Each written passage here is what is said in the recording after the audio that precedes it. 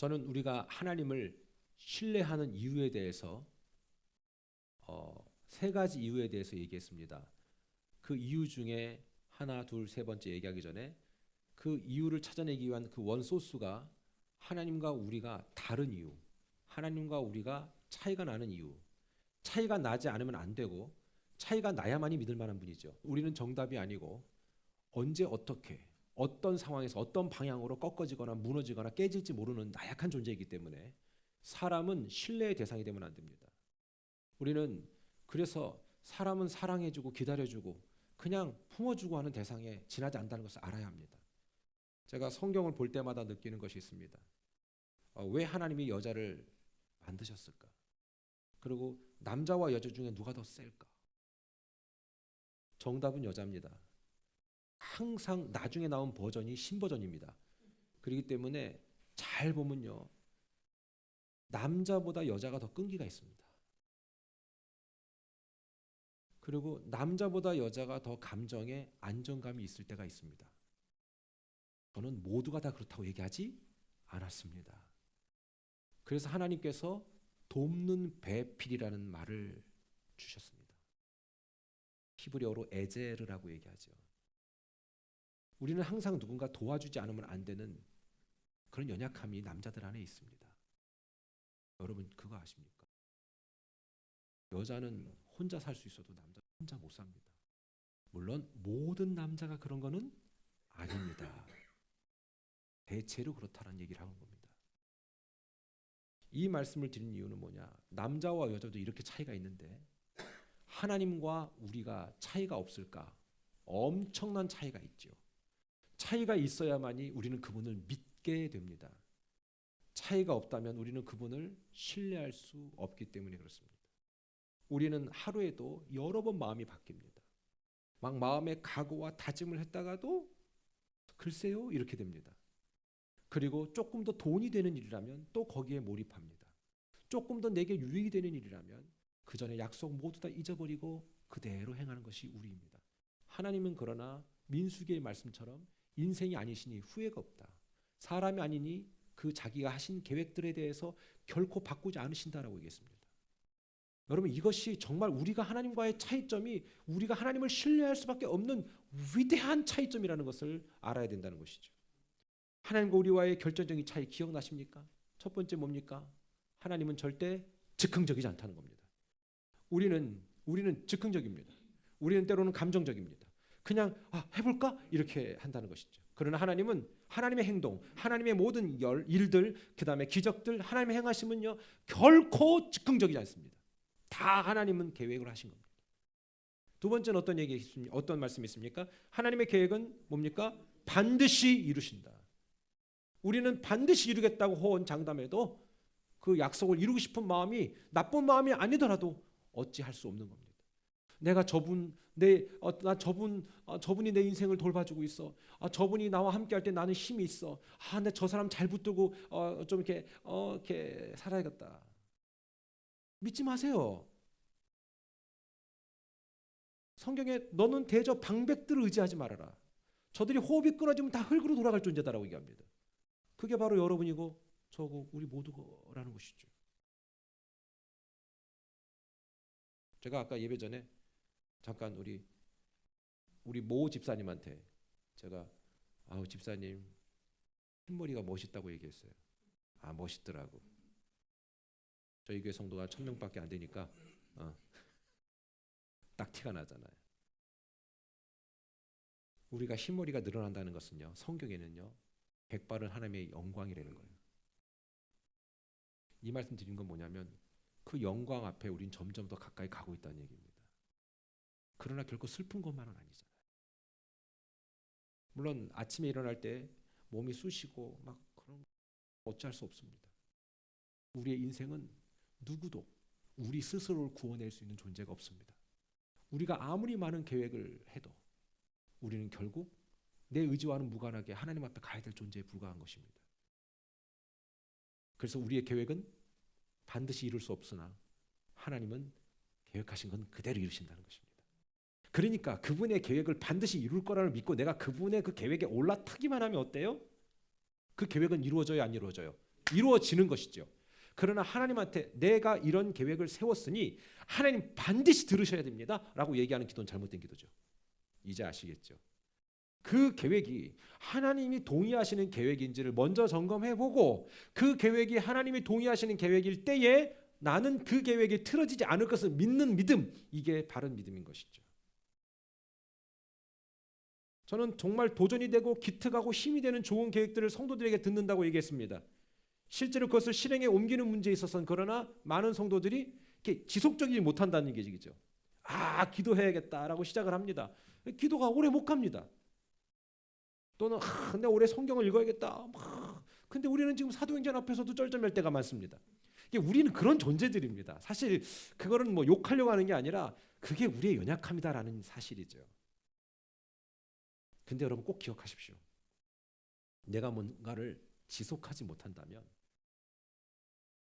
열매는 볼 수 없습니다. 공부도 운동도 마찬가지다. 이 뭔가 꾸준히 지속하는 게 너무 힘들어. 인간관계는요. 여러분 사람들한테 어느 때까지 내 기분 좋을 땐 좋은 모습 보여줄 수는 있어요. 그런데 내가 기분이 안 좋을 때도 좋은 모습을 보여줄 수 있어요? 없어요? 없잖아요. 근데 그때도 좋은 모습을 보여주려고 무던히 노력하는 그 능력.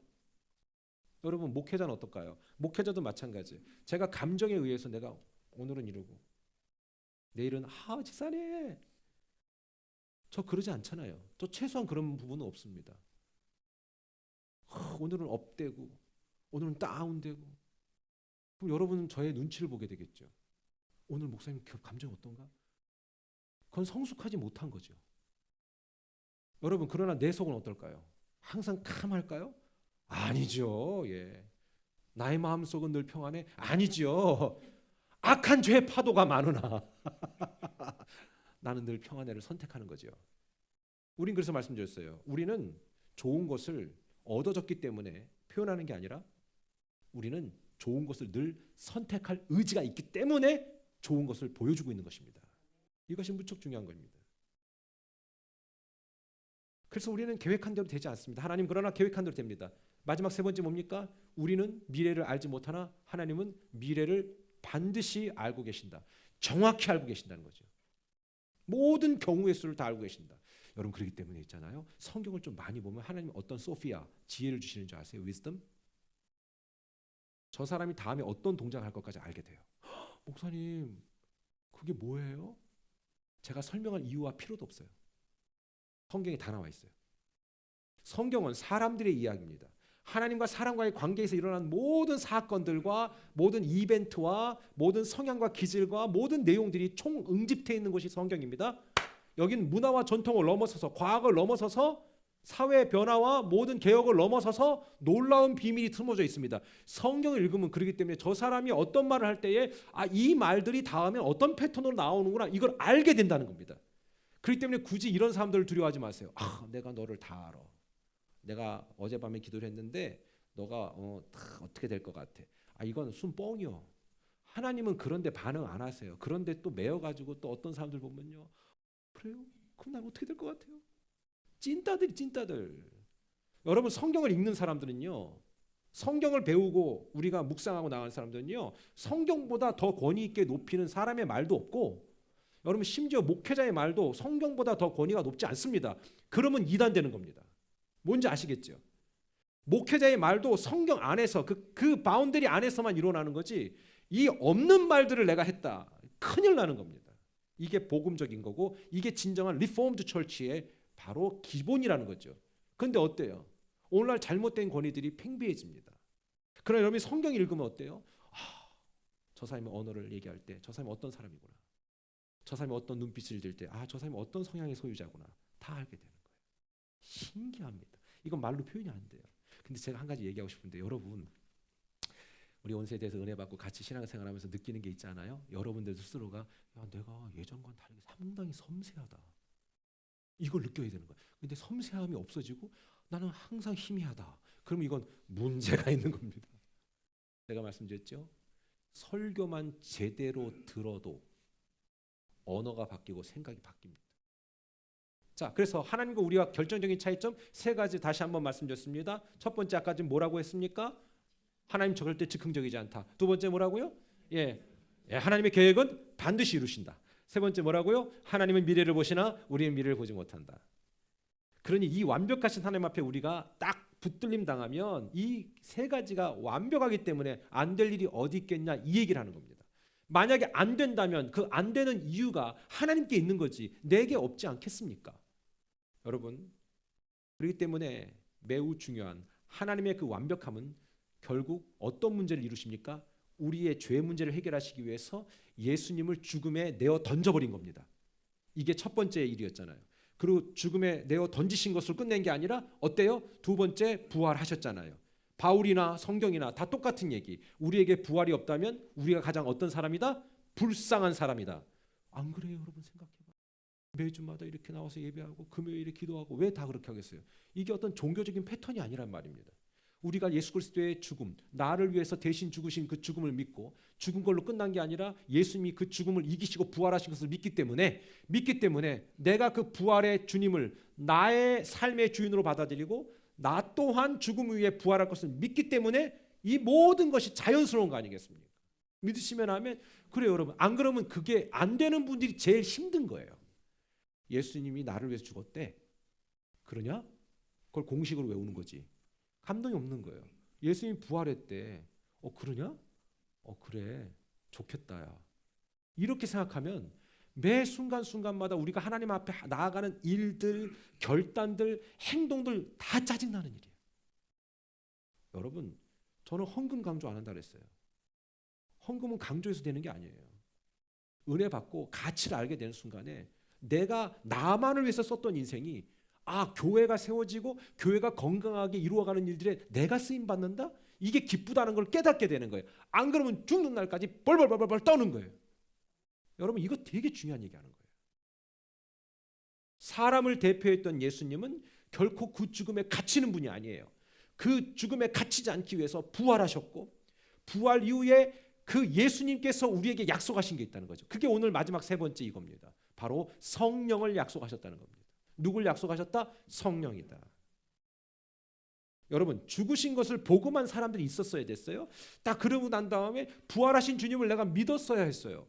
죽음과 부활까지는 같단 말입니다. 그런데 이 이후에 나타나는 것이 성령이다.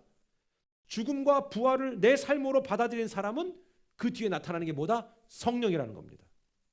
그래서 교회를 오래 다니는 건 못지않게 중요한 게 내가 진짜 예수님이 나를 위해서 죽으셨다는 걸 믿는가. 그러니까 항상 어떤 사람들 보면 예수님이 죽었대라는 정보로 이해한다고요. 그게 내 문제가 아니기 때문에. 은혜 받은 사람은 뭐냐면 진짜 나의 그 치욕스러움, 더러움, 냄새나는 정말 아무에게도 설명할 수 없는 이 악함, 이것이 내 안에 있음을 내가 알아야 되는 거죠. 근데 그 악함 때문에 내가 지옥의 땔감이 될 존재였지만 하나님이 나를 살리셨구나. 그분이 대신 죽음으로 인해서 대속물, 랜섬. 여러분 개인적으로 하나님이 우리 각자를 점검할 때 우리 문제 덩어리 아니겠습니까? 우리 서로가 말을 안 해서 그렇지 각각 가정들이요 행복한 것 같으나 꼭 그런 건 아닙니다. 다 들어가 보면요 문제투성입니다. 다 그렇습니다. 그런데 그 죄 때문에 우리가 여전히 그 죄악 가운데 묶여 살아서 죽을 수밖에 없지만 예수님은 그 죽음에서 부활하시면서 이 문제를 해결한 거예요. 너나 나나 다 시간이 지나면 진짜 다 갈 존재들이다. 제가 말씀드렸잖아요. 50이 넘어가니까 유튜브가 보여주는 게 다 대부분이 뭐냐면 은퇴를 계획하라, 준비하라, 뭐 이런 그런 거, 뭐 그런 거나 보여주고 자꾸 막 그래요. 기분은 약간 이상한데 여러분들 어느새 여러분들도 그런 나이가 되어져 가고 있지 않습니까? 아니면 훨씬 지나신 분들도 계시고요. 여러분, 죽음과 부활을 믿는 믿음에게 주신 세 번째 하나님의 선택은 성령을 선물로 주셨다는 것입니다. 여러분, 저와 여러분이 믿는 하나님은 약속에 신실하신 분입니다. 신실하다는 것은 우리는 약속을 잘 안 지킵니다. 그러나 하나님은 약속에 흐트러짐이 없습니다. 자, 우리가 약속을 언제 안 지킬까요? 약속을 안 지킬 때 원래 태어날 때부터 기질이 약속에 좀 약한 사람도 있습니다. 약속을 해도 그냥 그리고 또 내게 유익이 있다면 원래 먼저 했던 약속을 뒤집어 버립니다. 저는 여러분들 안에 그런 마인드가 없게 되기를 축원합니다.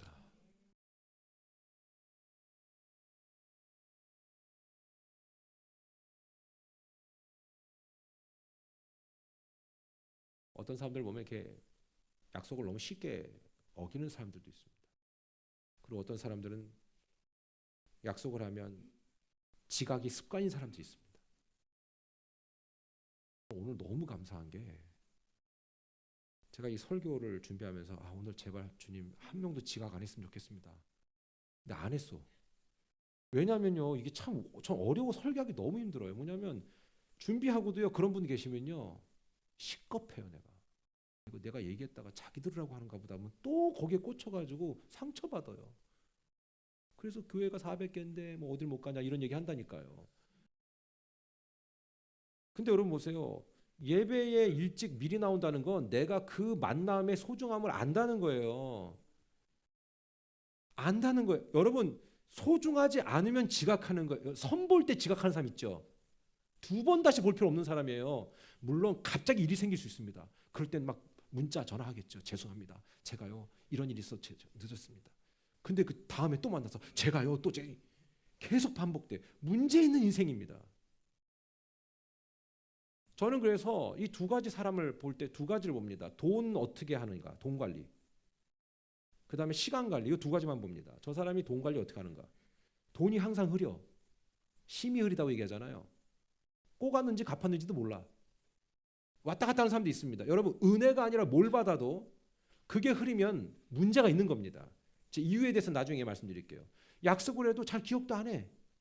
물론 성향적으로 뭐 괜찮은 분들이 있습니다. 여러분, 약속을 잘 어기는 사람은요, 본인이 약속을 거절당해도 괜찮은 사람들입니다. 화 안 냅니다. 근데 저 같은 사람은요, 약속 한 번 하면 반드시 지키려고 노력하는데 약속 어김 당하면요, 진짜 기분 나쁩니다. 뭘 얘기하는 줄 아세요?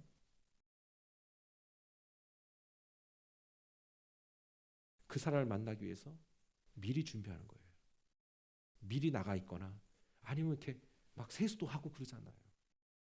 누가 그랬대? 선 봤는데 홈웨어를 입고 나왔다고, 여자가.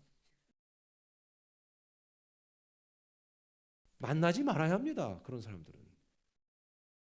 아니 진짜 어디 가서 고데기로 다 해도 될까 말까 할 판국에 홈웨어를 입고 나오냐고. 그 인생이 그러면 안 되는 거죠. 밥도 사 먹이지 말아야 돼. 그런 사람들은 그냥 막 가라 그래야 돼. 그러나 그렇게 하면 또 안 되겠죠. 약속 중요해요. 예배라는 것은 하나의 약속이에요. 오늘 너무 감사하네요, 여러분. 지각 안 해주셔서 너무 감사합니다. 내가 이렇게 편하게 얘기할 수 있어. 1부 때는 말 못해. 1부 때는 안 해. 그렇지 않습니까? 뭐 늦을 수 있어요. 그럴 땐 전화하면 돼요. 미리 얘기해 주면 되잖아요. 저도 늦을 때 있거든요. 근데 범사에 늦어. 그럼 너는 가치가 없다 이 얘기예요. 여러분, 우리 하나님의 신실하심은요, 아까 세 가지 이유들 중에 하나. 그분은 약속한 것은 반드시 이루고 계획한 건 반드시 이룬다. 방금 앞서 말하는 거는 사람이 문제가 있기 때문에 약속을 어기는 사람이지만, 여러분, 우리가 문제가 없어도 약속 어길 때 있어요, 없어요? 있지요. 갑자기 아파요. 너무 아파요. 그럼 어떡하겠어요? 어찌할 수 없잖아요. 제가 저희 집 앞에 계신 앞에 어떤 장로님, 저희 건물 앞에 사시는 분이 계신데 그분을 두 달 만에 만났나 그래요. 왜냐하면 약속을 했거든요. 근데 약속을 했는데 독감이 걸렸어. 전화 드렸죠. 제가 독감이 걸렸습니다. 만나는 게 그건 민폐잖아요. 나이가 70이 넘으신 분인데. 그래서 제가 좀 눈불. 제가 만약 그때까지 상황이 괜찮아 3일 전에 연락드렸거든요. 상황이 좋아지면 그때 뵙고요. 아니면은 연기할 수 있을까요? 그럼 괜찮습니다. 괜찮죠? 어르신 만났다 큰일 나죠. 그런데 공교롭게도 일주일 뒤에 또 약속한 날에 갑자기 어떤 일이 생겼어요. 저는 말고 그분이 이제 얘기를 들어보니까 합당한 이해야. 그건 어때요? 바꿔드려야 되죠. 그래서 그분이 이렇게 얘기하시더라고요. 바꾸는 김에 목사님 연말에 바쁘시니까 교회도 그럼 내년에 뵙죠. 그래서 1월 달에 만났어요. 11월 달에 약속했다가. 그런 거는 익스큐즈 되는 것들이잖아요. 그런데 여기서 얘기는 뭡니까? 사람은 약속에 충실하려고 애쓰는 사람들조차도 상황 때문에 약속을 못 지킬 수 있다 없다? 있다. 하나님은 그게 없다 이게 얘기하는 거예요. 지금 하나님은 excuse me 이게 없어요. 너 약속했지? 나 그럼 반드시 지킬게.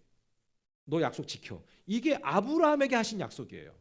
너 본토 친척 아비집을 떠나. 너 내가 지시할 땅으로 가. 그러면 내가 너 약속한 거 다 줄게. 근데 매번 약속을 틀어놓고 어겼던 사람은 아브라함이었던 거예요. 하나님은 한 번도 약속을 어긴 적이 없어요. 여러분 그 하나님, 그 신실하신 하나님, 그분이 우리 하나님이신 줄 믿으시기 바랍니다. 여러분 우리의 각자의 사정과 처지를 비추어 볼 때 때로는 내가 믿고 따르는 그 하나님이 작아 보일 때 있어요 없어요? 있어요. 그것은 대체로 우린 나의 결과물을 보면서 내 믿음을 가늠하기 때문에 그래요. 내 결과물을 보면서 야 진짜 하나님이 이거밖에 안 해줬구나. 아니에요. 하나님은 여러분의 결과물에 의해서 결정되는 분이 아니에요. 우리의 수준에 하나님을 맞추시면 큰일 나는 겁니다. 그렇다 보니 나의 상황을 보며 때로는 너무 연약하고 나약하고 이루지 못한 뜻이 너무나도 많은 거지요. 그럴 때 내가 믿는 그 하나님의 존재를 내가 너무 낮게 저평가할 때가 있다는 겁니다. 아니요. 하나님은 그렇게 저평가할 뿐이 아닙니다. 내 믿음이 작아서 또는 내가 믿지 못해서 왔다리 갔다리 하는 것이죠. 그게 아브라함의 삶이었다고 제가 금요일 날 말씀드렸습니다. 하나님은 아브라함을 정말 75세부터 100세 그 이후까지 계속 끌어가시면서 한 번도 약속을 어긴 적이 없습니다. 하나님의 능력은 철저히 나의 믿음과 비례합니다. 여러분 뭔가 이루어지지 않았다면 두 가지 이유라고 말씀드렸죠. 첫째 뭐예요? 우리가 아직 때가 안 돼서 그럴 때가 있어요. 그럴 땐 기다려야 돼 무조건. 나머지 두 번째 뭡니까? 내가 왔다리 갔다리 하는 거예요. 잘 좀 생각해 보면 좋겠어요. 잘 생각해 보면 좋겠어요. 우리 하나님은 지금 나의 제한된 상황과 환경에 묶이거나 매이는 분이 아니에요. 그러니까 여러분들 우리가 그 크신 하나님을 크게 볼 수 있기를 주님으로 축원합니다. 크게 봐야 돼. 크게. 저도요 이렇게 현실을 보면 막 이렇게 위축될 때 있거든요. 쪼그라들 때가 있어요. 아이씨 될까? 이게 될까? 그러다가도 결국 두 갈래 길로 딱 나오죠. 그래 안 될 걸 묵상해라 아주 그냥. 두 번째 아니야. 그래 나는 안 되겠지만 하나님의 능력이 크시잖아. 그러니까 내가 이걸 선택해봐야 뭘 얻겠어? 이걸 선택해야지 라고 믿음으로 확 붙들어 버리는 거지. 여러분 괜찮은 선택 아니겠습니까? 여러분이 안 될 상황들을 계속 묵상해 보세요. 안 될 거야. 괜찮아. 안 될 거야. 이런 데니까 안 된다. 넌 안 될 거야. 너는 태초부터 안 되는 놈이야. 이렇게 된다고. 그러나 될 겁니다. 될 겁니다.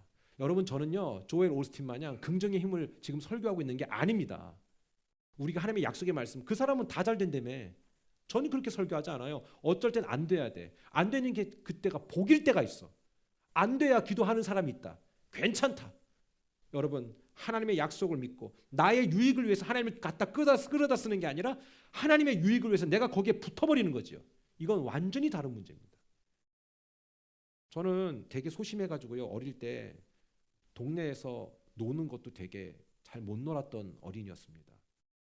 근데 얼마나 소심하냐면 이렇게 뭐 놀 때에 우리 여러분 그거 해봤어요? 우리 그 패턴 느낌 노래 아세요? 술래잡기 할 사람 여기 붙어라. 그때 안 붙으면 상처돼요. 이게 뭔지 몰라요? 아니 아는 사람 살짝 손 들어주세요. 아는 분. 알구나. 오케이 역시 50대 오케이 굿 좋아요. 술래잡기 할 사람 여기 붙어라. 그럴 때 그거를 혼자 하는 게 아니거든요. 그건 나쁜 방법인데 내가 할 때 또 하는 놈이 있어. 그러면 인기 있는 애는 거리 가. 그래서 붙어. 근데 안 붙으면 정말 힘 찢어지는 것 같아. 그럼 나도 거기 가서 붙어야 되잖아. 그 붙을 때 자존심 무너지지.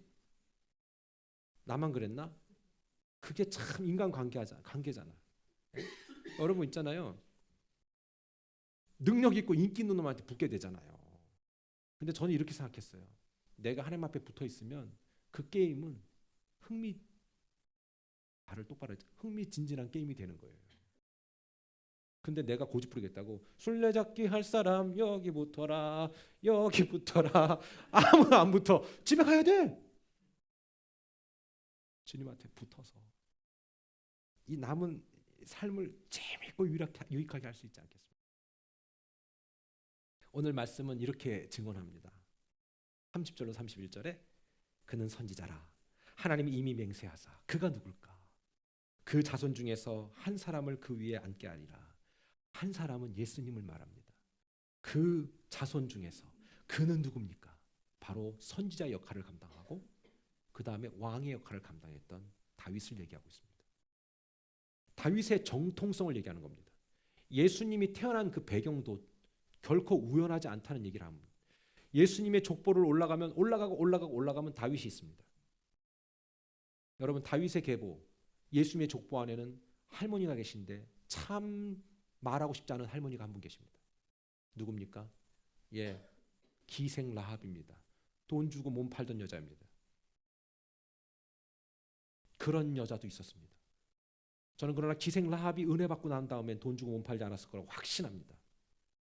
하나님께서 그 어두움 가운데 오셔서 북한에 말하는 백두혈통이 아니라 다윗의 혈통으로 오셔서 그 약속을 정확히 이루시기 위해서 여러 가지 변수들에도 하나님은 조금 더 흐트러짐 없이 그 일들을 감당하게 하셨습니다. 놀라운 사실은 이 모든 조건을 충족하기 위해서 하나님은 예수님의 탄생이 어디고 그 다음에 탄생과 다르게 어디서 자랄 거라는 이런 상상할 수 없는 변수들까지도 맞추십니다. 예수님은 원래 태어나신 것은 유대 땅 베들레헴입니다. 태어날 위치가 베들레헴이 아니었는데 베들레헴이 어떤 뜻이라는 거 아시죠? 떡집이라고. 베들레헴, 떡집이라는 소리예요. 그런데 여러분 예수님은 천하에 호적해야 되는 상황들이 정치적으로 그 분위기가 조성되어서 예수님이 다른 동네에서 태어날 수밖에 없는 배경이지만 그리 이동시켜버리는 거예요. 일부러 껴맞춰버리는 거지 그냥. 그러고 난 다음에 어때요? 그냥 거기서 안착해 사는 게 아니라 그냥 동네 성장하는 곳은 나사렛이 됩니다. 메시아가 어디로 올 것인가에 대한 수없이 많은 예언들이 있었고 심지어 선지자들조차도 뭐라고 얘기하냐면 야 나사렛에서 괜찮은 게 태어날 수 있겠냐 이렇게 얘기했다고요. 예수님의 출생지와 성장할 수 있는 성장 배경을 정확히 그 디테일함까지 채우신 분이 하나님이십니다. 우리의 믿음은요 결코 그러기 때문에 덮어놓고 믿지 마세요. 저는 그러기 때문에 무조건 아멘 하는 것보다는 생각하고 나서 야 그래 맞다라고 생각할 때 아멘 하는 것이 더 의미 있다고 생각하는 줄 믿습니다. 여러분 이게 맞는 거예요. 저는 제가 목회를 하면서 이런 생각을 해요. 이게 성격대로 목회를 하는 것도 있겠구나. 왜냐하면 어릴 때 그렇게 막 무조건 아멘 할 때마다 저는 혼자 옆에서 픽픽 웃었거든요. 저 모태신앙이에요. 모태신앙. 모태신앙이 별거 대단한 것도 없어요. 근데 그게 익숙하지가 않은 거예요. 옛날에 그게 분위기잖아요.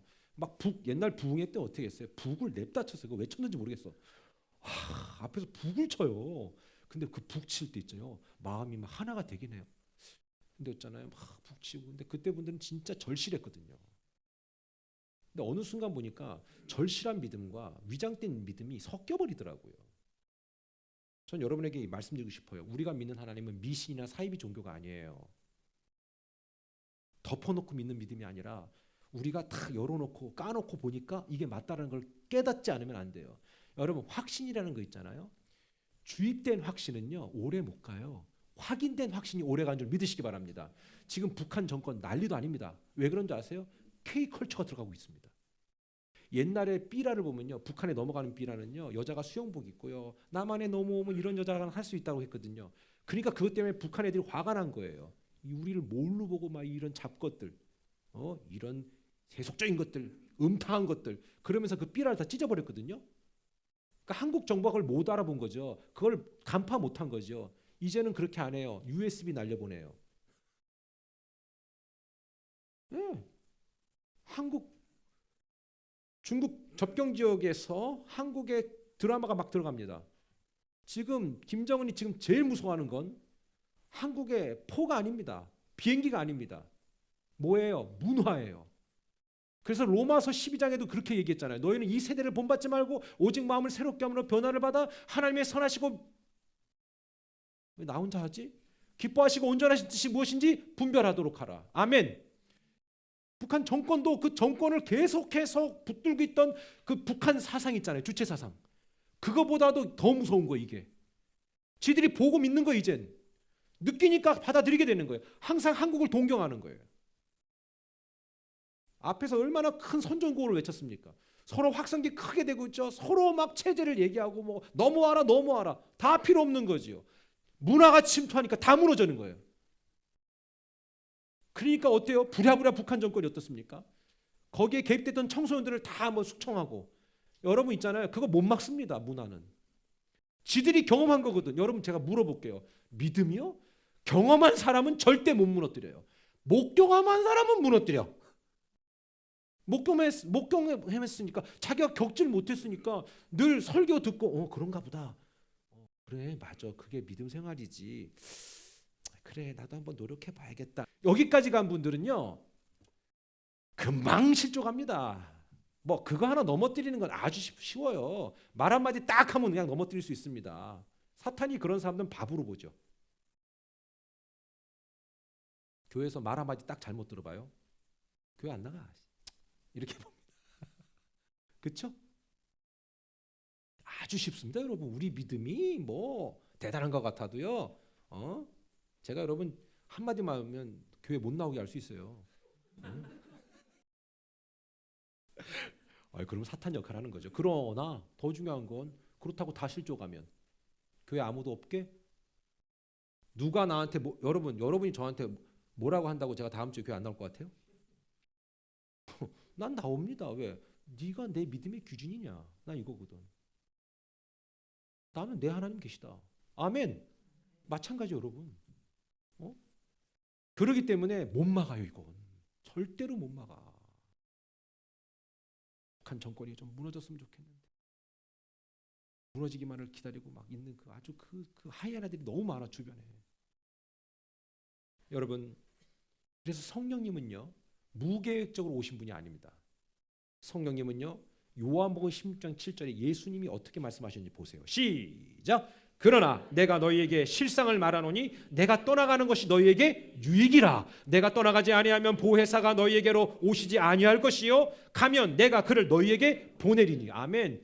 예수님이 부활하시고 승천하시면서 약속하신 그분이 성령님. 여러분 근데 보혜사란 말 썼잖아요. 이 보혜사란 말 뜻이 헬라어로 파라클레토스라고 읽어요. 이게 뭐냐면 헬퍼, 카운셀러, 원더풀 이렇게 얘기하는 거예요. 그 다음에 뭐 굳이 변호사를 뭐 로이어밖에 없잖아요. 여긴 그죠? 이런 뜻이 있어요. 이 파라클레토스가. 예수님이 시간과 공간의 제약을 받으셨었잖아요. 왜냐하면 현장에서 사역을 하시니까. 그러니까 승천하시면서 시간과 공간을 초월할 그 초능력이라고 얘기하면 안 되지. 그분이 오셔야 되잖아요. 그분은 동시다발적으로 우리 안에 계셔서 하나님의 그 마음과 뜻을 전달하고 우리에게 감동을 주잖아요. 설교할 때 그래 나들으라고 하는가 보다라고 주시는 그분, 그게 성령님이십니다. 그렇기 때문에 예수 그리스도의 죽음과 부활을 경험한 사람은 당연히 진짜 여기에 그 과정을 넘긴 사람은 세 번째 단계로 성령이 계시는 겁니다. 여기까지 안 가면 구원은 없습니다. 성령님은 하나님의 자녀라면 반드시 계셔야 되는 겁니다. 근데 어떤 사람이 이렇게 얘기하잖아요. 성령을 어떻게 받냐고 막 눈물 콧물 다 막 쏟아 부어야 되냐고. 아니 꼭 그렇지도 않아요. 하나님의 성령은 성격대로 주셔요. 근데 통상적으로 보니까 한번 도끼는 빼대. 한번 독은 빼더라고. 독 빼는 작업을 한번 하시더라고. 우리가 얼마나 이 안에 그 어둠이 가득합니까? 성령이 터치할 때 그 독 빼는 작업이 있어야 돼요. 이거를 그대로 둔 채로 성령이 내주할 수는 없어요. 그분이 나를 장악하시는 그 성령의 내주. 지금도 그 성령의 존재와 역사를 이 설교를 통해서 제가 말해드리고 있는 겁니다. 성령을 거부하거나 성령의 존재를 알지 못한다면 죽음과 부활을 통해서 이루신 그 능력을 우리가 온전히 이해했다라고 볼 수 없습니다. 오늘날 성령 없이 살다가 죽는 교인들이 얼마나 많은지 모릅니다. 사랑하는 여러분, 부탁드릴게요. 우리가 천국 환송 예배 드릴 때 진짜 기쁨으로 드릴 수 있다면, 여러분 오래 산다고 다 축복이라고 생각하면 큰일 납니다. 오래 사는 게 축복이라면 김일성이 오래 살았어. 복음 없이 만 백성을 그렇게 못되게 굴고 죽은 그런 자예요. 그게 하나님께 축복받은 자입니까? 단명이 나쁘다고 볼 수 없잖아요. 빨리 죽었다고 문제라면 예전에 순교했던 순교자들은 뭡니까? 중요한 건 내가 지금 어떤 상태로 죽었냐, 이게 중요한 겁니다. 여러분, 우리가 이제 그저 그만 종교 생활을 그만 끝내고 그것만으로 나를 만족해 했던 그런 마음으로 끝내고, 이런 속임수에 끝내고 철저히 속아 평생을 엉뚱한 삶으로 살았던 것을 끝내고 하나님이 기뻐하는 삶으로 살 수 있게 되기를 축원합니다. 오늘 그 성령께서 우리 각자에게 강력히 임하셔야 되는 거예요. 이미 성령과 함께 살아가시는 분들 있죠? 그분들은 더욱 성령의 인도하심을 따르기를 축원합니다. 그렇다면 성령이 계심과 성령이 하는 일은 뭐냐는 겁니다. 내가 성령이 계시는 걸 내가 어떻게 할 건가? 궁금하지 않습니까? 성령이 계시다고 하니까 있겠지. 이게 아니라 가르쳐 드릴게요. 성령은 아까 전에 뭐라고 했어요? 헬라어로 보혜사, 그죠? 파라클레토스, 돕는다, 중재한다, 그 다음 변호한다는 뜻이 있어요. 이 말은 뭐냐면 예수님은 생애 마지막 그 순간까지 나를 변호해 주시는 분인데, 우리가 극한의 상황에 만났을 때 정말 극단적인 선택을 해야 돼. 그때에도 나를 위로하시고 나를 붙들어 주시는 그분이 바로 성령님이라는 겁니다. 이 땅에 사는 동안 매 순간 나의 연약함을 아시고 그리고 붙들어 주시는 그분이 바로 파라클레토스, 성령님이십니다. 내 힘으로는 도대체 지쳐서 쓰러져서 일어날 수 없을 그때에도, 정말 다 포기하고 싶을 그때에도 나를 붙들어 주시는 그분이 성령님이십니다. 여러분, 우리가 뭐 한두 번 포기하고 싶었습니까? 여러분 안 그러셨어요? 살다 보면 나 다 때려치고 싶다, 이런 상황이 없겠습니까? 물론 30전에 그런 상황이 있으면 안 되겠지요. 그러나 나이가 한 살 더 먹어가면서 그런 일들은 여러 번 나타날 수 있습니다. 그럴 때조차도 성령님은 에이, 야, 다른 사람 몰라도 나는 알아 라고 위로해 주시는 분이 성령님이십니다. 로마서 9장 1절 한번 다 같이 읽어볼까요? 시작. 내가 그리스도 안에서 참말을 하고 거짓말을 아니하노라. 나에게 큰 근심이 있는 것과 마음에 그치지 않는 고통이 있는 것을 내 양심이 이 성령 안에서 나와 더불어 증언하노니. 그러니까 성령님은요, 우리하고 소통할 수 있는 유일한 그 연결 전화선이 있습니다. 그게 뭐예요? 양심이라는 겁니다. 우리 이런 얘기 하잖아요. 야 인간아, 양심 좀 있어라. 너는 하여튼 입만 열면 거짓말이 그냥 이별구라며 이별구. 입만 열면 구라가 절로 나와, 막 이런 거지. 저도 배웠어요. 한 달 전에 저희 회계사한테. 이별구가 뭐예요? 누구한테 그러더라고요. 그 사람은 이별구래요. 그래서 이별구가 뭐예요? 입만 열면 구라를 한다고. 설교 용어는 아니지만 여러분, 우리 성령님이 함께 하시면 양심을 통해서 계속 우리와 대화하시는 거예요. 여러분 그럴 때 있잖아요. 내가 이러면 안 되지. 내가 이럴 수 없지. 혹시 그런 거 없으세요? 성령님이 우리에게 사인을 주는 거예요. 우리 각자 고집이 있잖아요. 그리고 때로는 좀 내가 봐도 좀 못돼 먹은 것도 있잖아요. 안 그러나요? 근데 여러분들, 그럼에도 불구하고 양심을 통해서 성령님이 말씀하시는 거예요. 근데 그게 닫혀버리면 그게 성경에서 얘기하는 양심의 화인 맞은 자예요. 남을 아프게 하고 남을 상하게 하고 남을 못되게 굴어도 전혀. 근데 잃어버린 양심을 이용해서 자기도 비양심적으로 행동하는 거죠. 그게 세상입니다. 그 사람이 성령이 있는 사람이겠어요? 옛날에는 안 그랬는데 요즘 영화에서는요, 이제 약간 기분이 나쁜 것 같기도 하고 좀 껄쩍지근한데, 목사님을 소재로 하는 영화가 나오는데 깡패야. 뭐 그런 거 있잖아요. 수리남. 그래. 연기 잘하대. 역시 황정민이야. 기분은 좀 나빠요. 근데 여러분, 난 그게 뭐냐면 일종의 메시지 같아요. 신뢰도가 떨어지는 거죠. 그리고 사람들은 그런 분들이 무너지고 실수하는 걸 의외로 기뻐해요. 왜요? 자기의 죄성인 상태를 합리화시키고 동질의식을 갖게 할 수 있는 좋은 기회거든요. 그런데 여러분, 그 사람은 진짜 목사가 아니니까 이제 극화시키게 하면 의아한 거니까. 그럼 목사는 양심이 없겠어요? 성도는 양심이 없겠냐고요. 양심이 없게 행동하는 게 바로 성령이 없는 사람이에요. 성령이 내 안에 계신 사람은요, 계속 메시지를 줘요. 야, 너 그게, 야, 너 왜 그러냐 요즘에? 어? 설교를 들으면서도 맞아. 성령이 없는 사람은 아무 감각이 없어요. 나의 마음속이 늘 평안해. 항상 평안해. 그러나 여러분, 성령이 있는 사람은 괴로워요. 힘들어요. 성령이 계속해서 양심을 통해서 말씀하시기 때문에 그런 겁니다. 성령이 계시는 분은, 그래서 제가 말씀드렸잖아요. 사기칠 수 없다니까. 한국 이민사회에 온통 사기꾼들은 다 교회에 있다는 얘기 들었었어요. 전 예전에. 왜? 영어가 안 되지. 그러니까 어때? 돈은 남의 건 뺏어야 되는데 어때? 사기쳐야 되는 거야. 정상적으로 벌지 못하고. 저희 교회는 그런 분이 없어요. 진짜 단 한 분도 안 계신 것 같아. 계시면 뭐 제가 가만히 있었겠습니까? 겠죠. 천국이 가까웠다고. 그런데 생각해 보세요. 그럼에도 불구하고 넘어지고 무너지는 경우가 있을 수 있어요, 없어요? 있다. 다윗이 그랬잖아. 다윗이 살인 교사를 했어요. 저 여자를 딱 보니까 너무 갖고 싶은데, 아, 저기 짝이 있거든. 그러니까 어때요? 저놈을 죽이면 되겠다. 내 손에 피를 묻히기 쉽지 않아. 쉽고 싶지 않아. 그러니까 어때요? 자기의 가장 수뇌부를 통해서 죽이잖아요. 전쟁의 최전방에 놨다가 후퇴시키잖아요. 예, 그건 내가 칼을 쓰지 않았고 돌을 쓰지 않았으나 어때요? 내가 죽인 거예요, 안 죽인 거예요? 죽인 거죠. 이게 정말로 성경에 나오는 최초의 미필적 고의입니다. 손 하나 안 대고 죽일 수 있는 거. 누구에게도 증거가 없다. 다윗이 성령의 사람이 아니에요. 왜 답을 못해요? 말을 해. 성령의 사람이에요. 이런 일이 일어난 거예요. 근데 자, 다윗이 그 일로 인해서 평생 짐을 지고 삽니다. 너무 괴로워합니다. 무너진 마음과 파괴된 심령의 깊은 괴로움.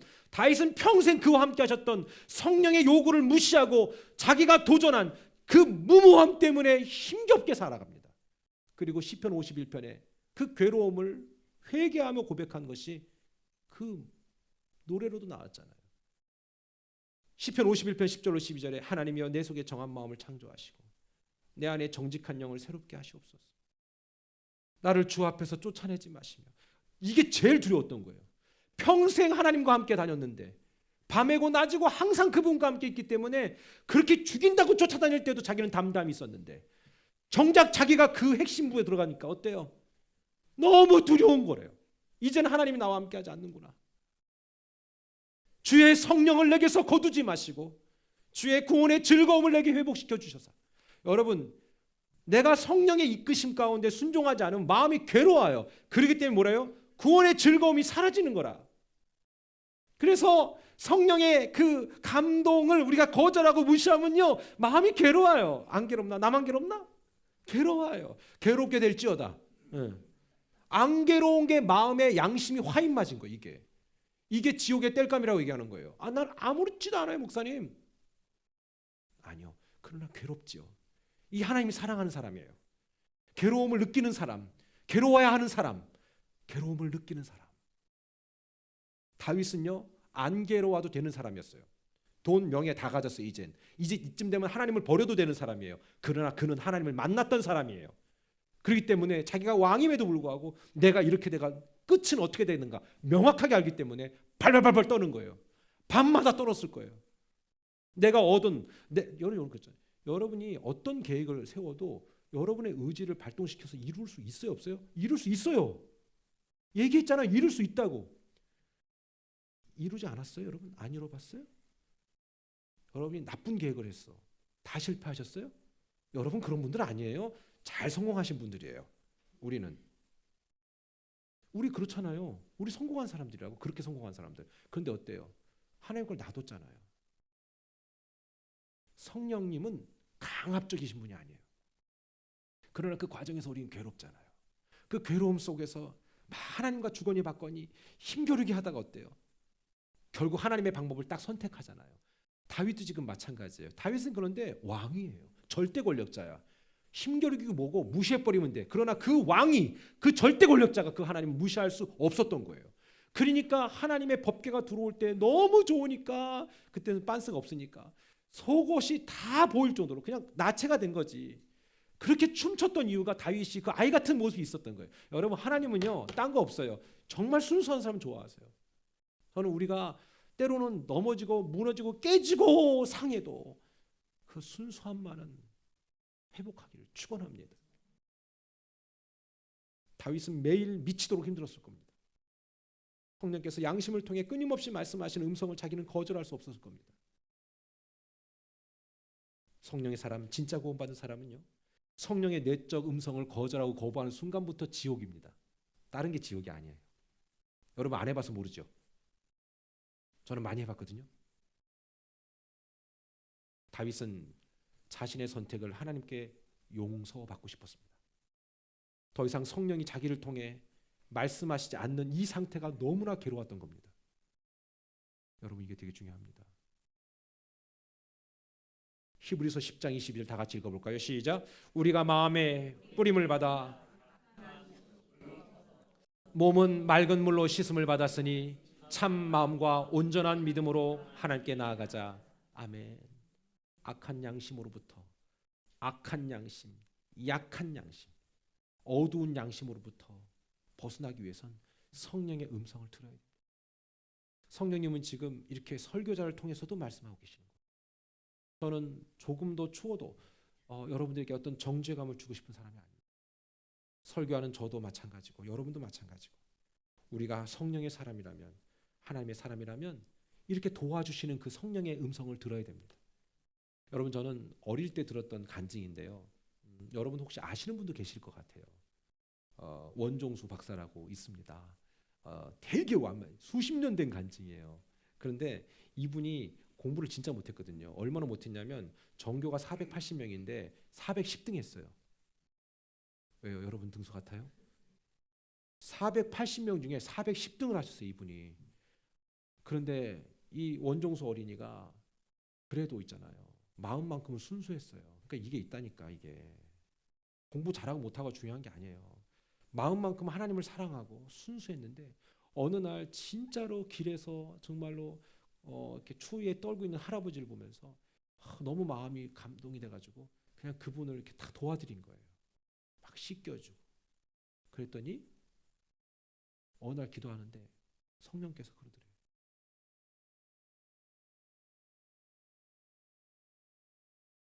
내가 너한테 어떻게 주길 원하냐 그러더래요. 야, 여러분, 그러니까 성경에 일어나는 일들이 지금 일어나지 않는다면 뭐하러 예수 믿어요? 있다니까. 여러분, 언젠간 우리 성령님이 그 마음을 주실 날이 올 줄 믿습니다. 야, 그런데 그게 그냥 이벤트가 아니에요. 이게 항상 이게 지속적이어야 되는 거지. 그분이 워낙 좀 이렇게 인성이 된 거지. 그리고 하나님을 사랑하는 마음이 있던 거지. 그런데 그 음성을 듣게 된 다음에 너무 가난하게 살았으니까 어머니 홀로 모시고 여기까지 돈 이랬대.